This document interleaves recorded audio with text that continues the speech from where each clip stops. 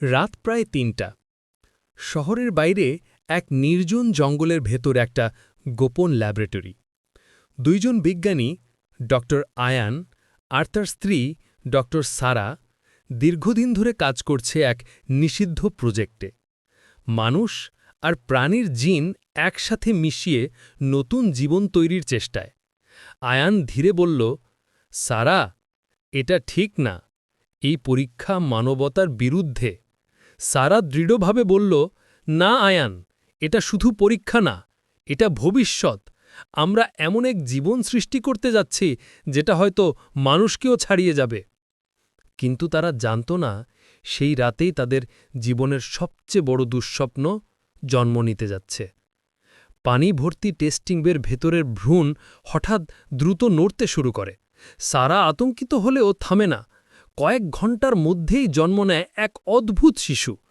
মাথাটা পুরো বিকৃত আর পেছনে খুব একটা লম্বা লেজ। লেজটা দেখেই আয়ান সেটাকে ধরে টানতে লাগল আর সারা কাঁদতে শুরু করল। তারপরে আয়ন ভয়ে বলতে লাগল, না, এটা মানুষ না সারা, এটা এটা কিছু অন্যরকম, নরপিশাচের মতন দেখতে। সারা কাঁদতে কাঁদতে বলল, তবুও এটা আমার সন্তান, আমাদের সন্তান, আমি ওকে মরতে দেব না। শিশুটি দেখতে মানুষের মতো, কিন্তু তার ত্বক অস্বাভাবিক ফ্যাকাশে, চোখে কোনো রং নেই। তবুও সারার চোখে সে লীনা, এক মায়ের মমতার প্রতিচ্ছবি। আয়ান ও সারা ঠিক করল, তারা গোপনে লালন পালন করবে লীনাকে, সেই সাথে তার চিকিৎসাও করবে। সারা লীনাকে ল্যাবের নিচের একটি গোপন ঘরে লুকিয়ে রাখে। দিনের পর দিন রাতে লুকিয়ে তাকে খাওয়ায় এবং পড়াশোনা শেখায়। কিন্তু লীনা ছিল অদ্ভুত। সে কখনো হাসত না, কখনো কাঁদত না।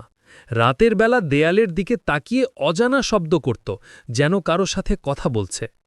সারা নরমভাবে বলে, লীনা, তুমি আমাকে ভয় দেখাও না, তুমি আলাদা, কিন্তু আমি তোমাকে ভালোবাসি। মায়ের ভালোবাসা হয়তো তাকে বাঁচাতে পারত, কিন্তু প্রকৃতি তা মেনে নেয়নি।